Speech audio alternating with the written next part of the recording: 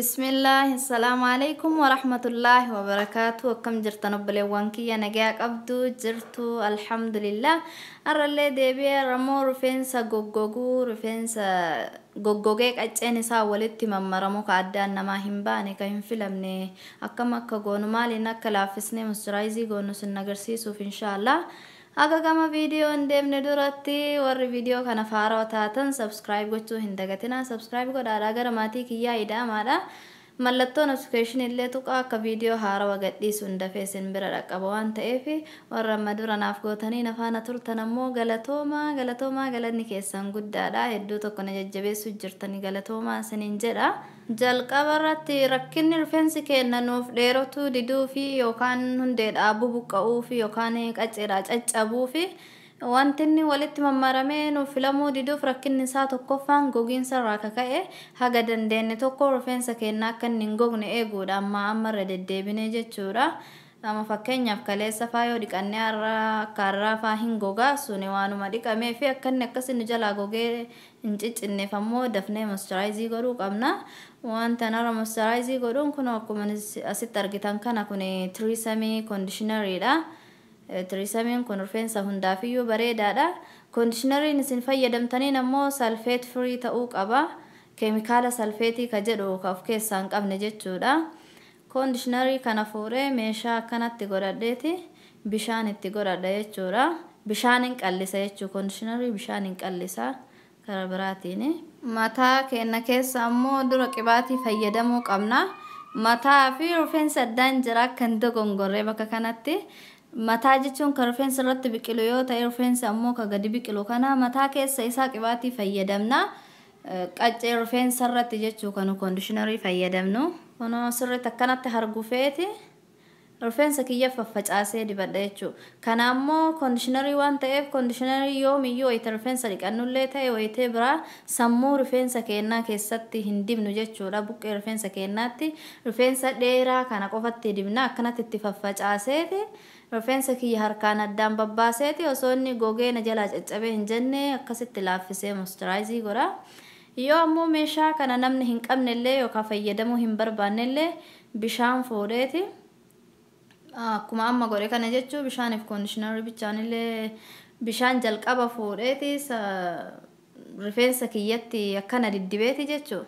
Dheerina rifeensa kiyyatti akkana diddibeeti. Koondishinarii kana fuudhee harkatti akkana dibadheeti akka wayita qibaatii dibadhuutti. Akkuma isin argitan isinii gala jedhee yaada inshaallah. Akkanatti dheerina rifeensa kiyya akka inni jiruun akkanatti koondishinarii kana yoo irra dibee jedhe rifeensi iyyuu ofumaan laafee addaan yayyaa addaan ba'a wayiteessa yoo filillee narraa hin ciccitu hin caccabu. Karaa kanaan moisturaayizii godhadha jechuudha. Kuni karaa koondishinarii fi bishaan walitti makee rifeensa kiyyatti facaasaa yookaan ammoo akkasiin argitan kana godha. Karaa biraatiin ammoo kuni liiving koondishinariidha. Liiving koondishinariin kun kama rifeensa irra jiraatu waan ta'eef rakkoo hin qabu. Liiving koondishinarii kana fuudhee bishaaniin akka amma godhe kanatti walitti dabalee dibadha jechuudha. Yookaan immoo akkuma mareef tanaa harka kiyyaanii koondishinarii harkatti rifeensa kiyya wajjin dibadhe san akkas dibadha. Yookaan immoo kun karaa sadaffaati. Kana hundayyuu yeroo tokko dibanna osoo hin taane yerootti itti fayyadamna jechuun kama mana keenya keessaa qabnu itti fayyadamna jechuudha. Kun ammoo looshinii rifeensaati.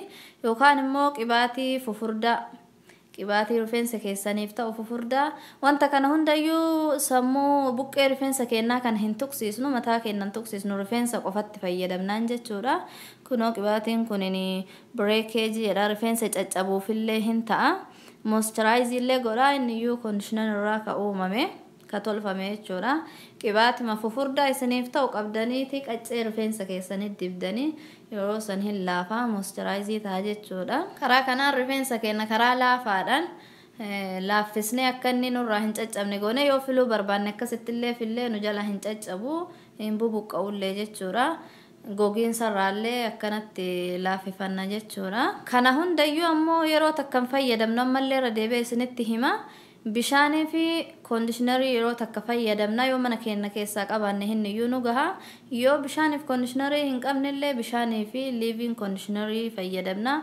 yoo san hin qabnes yoo ka olive oil kana ka looshinii rifeensaa mana keessaa qabaannellee olive oil rifeensaa kana qaccee isaatti dibnee akkasitti laaffisna jechuudha ka looshinii kana yoo isa hin qabnellee qibaatii fufurdaa qaccee isaa dibnee saneen laaffisna jechuudha bishaanti faffacaafne karaa hedduu kana hundayyuu ammallee irra deebi'aa yeroo takka ittiin fayyadamnu kama mana keenya keessaa qabnu sin agarsiisa jechuudha filannoo hedduu isin kenne conditionerii hin qabne living conditioner hin dhabnu yoo living conditioner illee hin qabne qibaatii fufurdaa mana keessaa hin dhabnu kama qabnu itti fayyadamna jechuudha haala kanaan rifeensa keenya gogiinsa irraa baraarra jechuudha rifeensa keenya akka inni nu guddatu akka inni nurraa hin caccabne qacceen isaa bakka lamatti addaan baqaqee lakkuu hin godhanne yoo barbaannu ta'e amma moisturize godhuudha moisturize rifeensa akka inni hin caccabne godha wanti rifeensi caccabee yaa'uu fi yookaan lakkuun jalaa godhatuuf iyyuu gogiinsa irraa kaka'e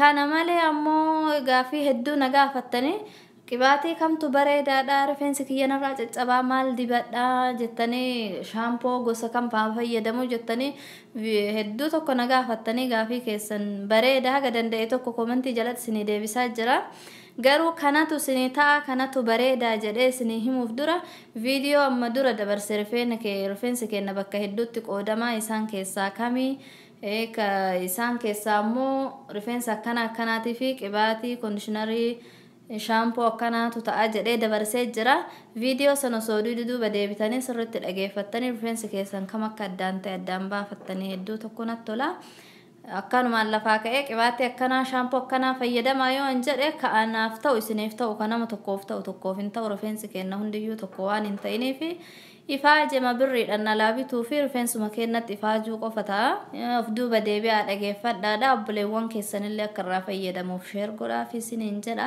viidiyoon kun yoo isinitti tole laayik godhaadhaan jajjabeessaadha laayik comment sheer subscribe gochuu hin dagatina kaafii yoo qabaattan karaa komentii jalaatiin naaf ka'a aga viidiyoo biraatiin walitti deebinutti assalaamu alaykum wa rahmatullaahi wa barakaatuh